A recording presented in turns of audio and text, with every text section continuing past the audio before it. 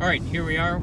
Welcome to another day of the vlog. It is Sunday, January 19th. We are on our way to Burlington for the Robbie Burns 8K, a race that for the last number of years I've always wanted to do, but it just never worked out. So I'm very excited to get to go and finally do this race because first and foremost, it's absolutely stacked field as it is every year. And I mean, looking through the start list, there are about 10 guys in kind of that 24 to 25 minute type range, even under 24.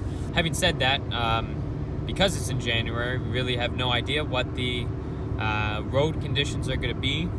Yesterday we had about a 20 centimeter dumping of snow, and so kind of it's going to be difficult to say kind of times and stuff like that. That's kind of what you have to expect signing up for a January race, that you really don't have any idea what it's going to be like on the day. So anyways, the purpose of doing this race, first and foremost, it's to kind of prevent overtraining by breaking up kind of the build phase of things. So if I didn't have this race in, then it would be very kind of easy to fall into a trap of just putting together, like stacking build week after build week after build week. And yes, that'll get you in real good shape, but also the chance of injury is quite high. And also, more than likely, by the time you get to April, you're going to be overcooked. And I've had that in the past. So I mean, in order to be great in endurance sports, you have to be very honest with yourself and learn from your mistakes. And I know from the past that, in Marbella 70.3, for example, in 2018, I showed up to that race in great shape, kind of on paper. I had a real impressive CTL score there on Training Peaks, but I was just overcooked because what I ended up doing basically is exactly what I'm saying. I had basically 4 to 5 months of uninterrupted training and no real recovery weeks. By having this race in, I'm not going to do a 7-day taper for the race. However, I'm the type of person who I'm not going to show up at a race and just kind of jog it. So I am going to do a little bit of a taper. So for example, Friday was an easy day, and yesterday, Saturday, was an easy day. So it's a very small taper, only 2 days long. But nonetheless, because there'll be 2 easy days after the race, because you should take an easy day for about every 3 kilometers of racing. So it's an 8K race, so it means I won't do another hard workout until Wednesday. Without having that race in there, I normally wouldn't have basically 5 days of pretty easy training in there. Because like I said, I do want to do somewhat well in the race, and also to have some fun with it. That's the other thing with the race.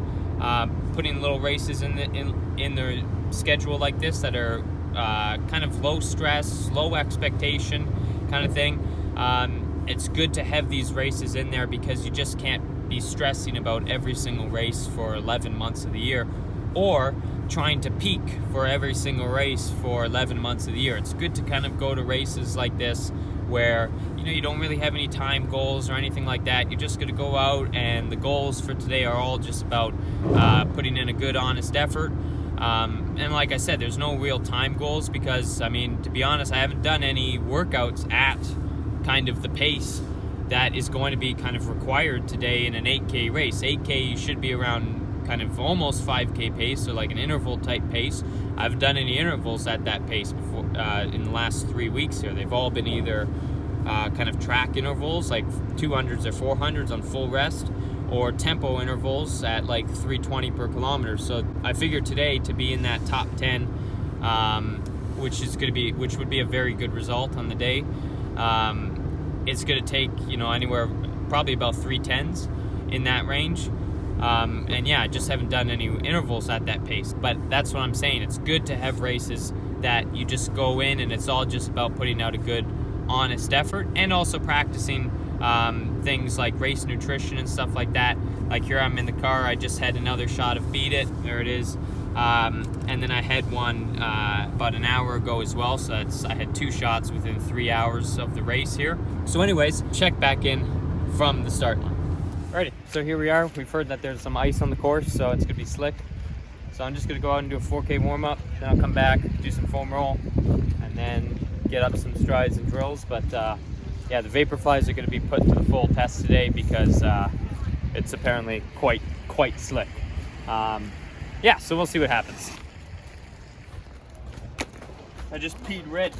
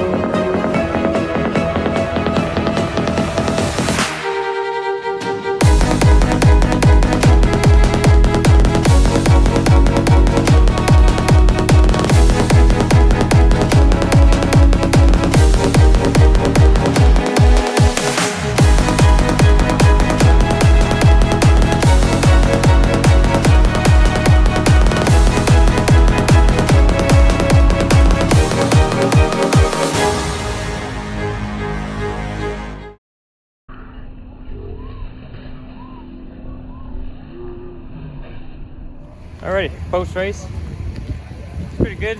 It's an interesting race for sure. The first, I'd say, mile was. I have no idea how some of these guys were running that quick because honestly, the Vaporflies, it was hilarious. I started out and literally in the first kilometer looked down.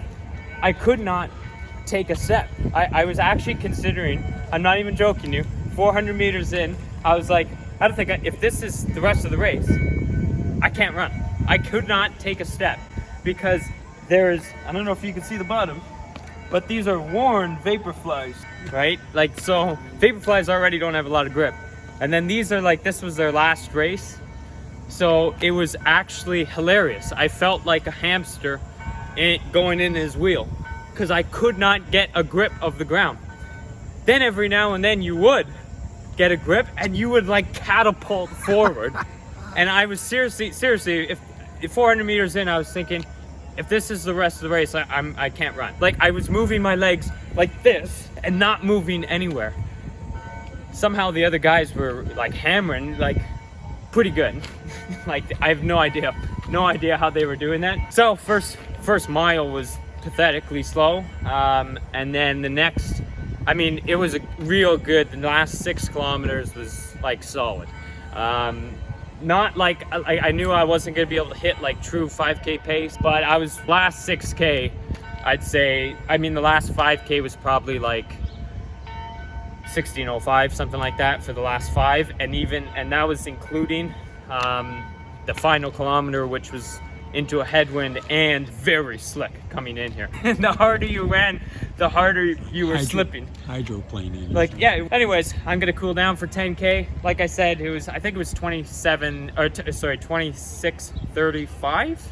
I might have had 37 by the time I got to the mat. So I mean, that's like half marathon pace. But like I said, it was the last 5K was like 16 flat or something like that. So